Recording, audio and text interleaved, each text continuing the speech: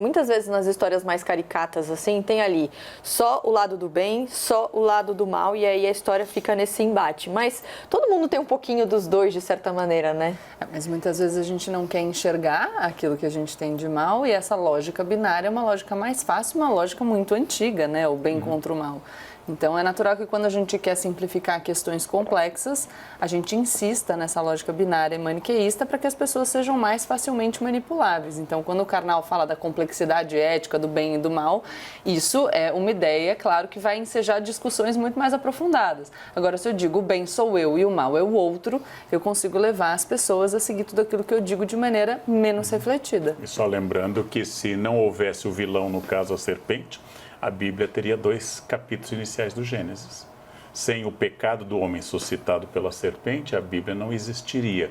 Sem Judas, não haveria ressurreição de Jesus. Então, o vilão também é uma peça necessária na constituição narrativa. Inclusive, para que o bem vença, o mal tem que ser provado. Como nos trabalhos de psique, por exemplo, o bem tem que ser provado, ele tem que ser submetido. Nossa, sabe o que eu lembrei? De uma frase do, eu não vou conseguir citar literalmente, do Saramago no Evangelho segundo Jesus Cristo, que ele cria uma cena que fala, disse o anjo caído do paraíso a Deus, me recebe de volta.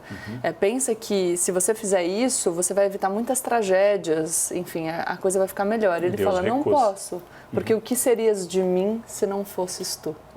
É a cena em que estão no barco, né? Jesus, demônio e Deus, debatendo isso, e o demônio se dispõe a uma nova conversão. E Deus acha isso impossível. Quer dizer, como é que eu vou existir se não houver esse contraponto? Claro, é uma fantasia de um ateu, Saramago. Agora vem cá, Gabriela, você sabia que tem competição hoje? Então quer dizer que eu vou ganhar. Eu quero dizer que nessa bancada, então, você sabe, a gente está falando de construção de narrativas e da importância de um vilão, não é verdade?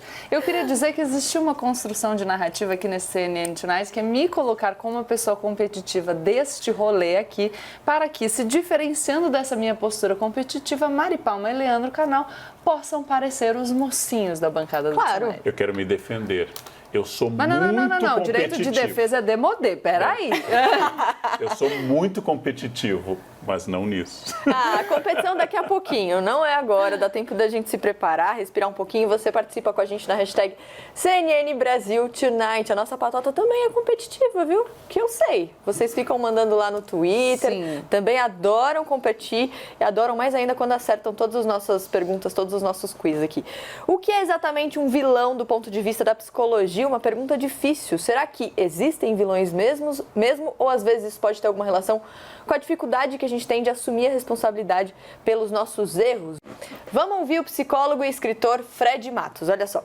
Na psicologia não existe a ideia de vilão, mas se a gente pensar na literatura, o vilão é sempre aquele elemento, aquele personagem que se coloca diante da heroína, do herói, do personagem principal e que vai de alguma maneira criando um obstáculo e vai atrapalhando ele para chegar no estado idealizado de realização plena, como é muito dito na jornada do herói. E às vezes a gente tende a materializar o vilão na forma de pessoas.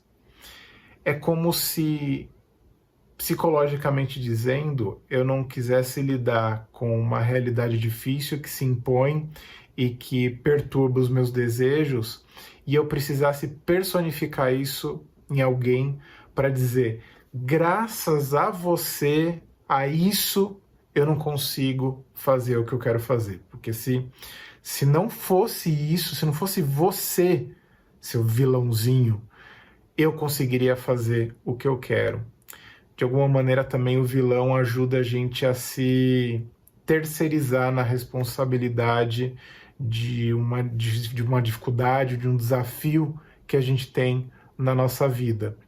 Mas a gente sabe que esse tipo de vilania não dura muito.